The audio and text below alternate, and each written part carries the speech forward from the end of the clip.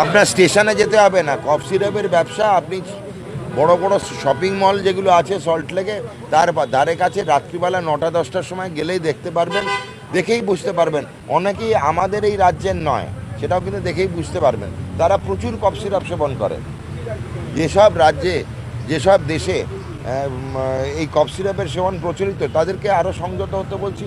আমরা বেশিরভাগ সময় দেখি আমাদের উত্তর পূর্ব ভারতের কিছু যারা লোকজন এখানে পরিযায়ী শ্রমিক বা পরিযায়ী রোগী হিসেবে আসে, তারা কিন্তু প্রচুর কফ সিরাপের নেশা করে। আমাদের আমরা তারা প্রত্যক্ষদর্শী।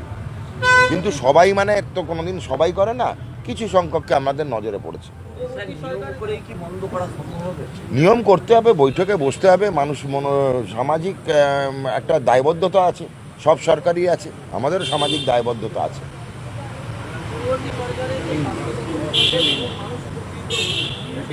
কোনো জনকল্যাণ প্রকল্প মানুষকে অনুপকৃত করে না, সবাইকে অল্প বিস্তর উপকৃত করে। জিনিসটা আছে, আমাদের এই স্বাস্থ্যসাথী প্রকল্পের প্রচুর প্রতিবন্ধকতা ছিল।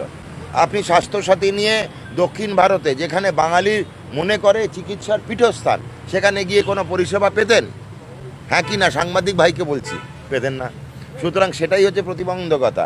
তো আমাদের এইগুলো পেরিয়ে একদম অনন্য স্বাস্থ্য জনকল্যাণ স্বাস্থ্য পরিষেবা বিমা আয়ুষ্মান ভারত এর মতো হয় না।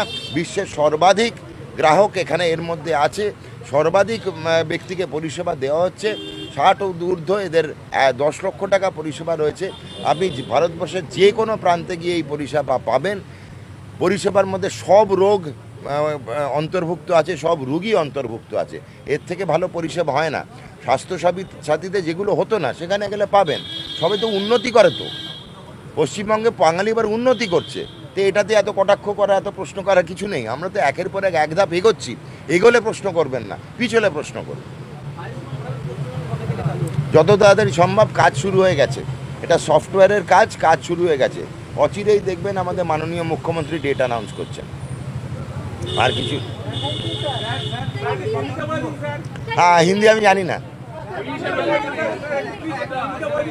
কোনটা?